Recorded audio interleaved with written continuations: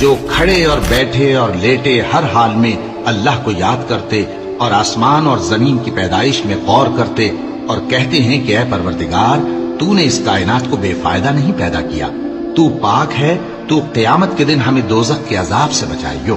اے پروردگار جس کو تو نے دوزخ میں ڈالا اسے رسوا کیا اور ظالموں کا کوئی مددگار نہیں ہوگا۔ اے پروردگار ہم نے ایک پکارنے والے کو سنا کہ ایمان کے لیے پکار رہا تھا کہ اپنے پروردگار پر ایمان لاؤ، تو ہم ایمان لے آئے۔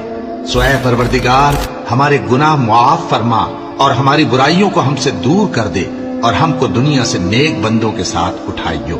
اے پروردگار تو نے جن جن چیزوں کے ہم سے اپنے پیغمبروں کے واسطے سے وعدے کیے ہیں وہ ہمیں عطا فرما اور قیامت کے دن ہمیں رسوا نہ کیجیو۔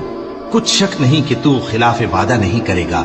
تو ان کے پروردگار نے ان کی دعا قبول کر لی اور فرمایا کہ میں کسی عمل کرنے والے کے عمل کو مرد ہو یا عورت ضائع نہیں کرتا۔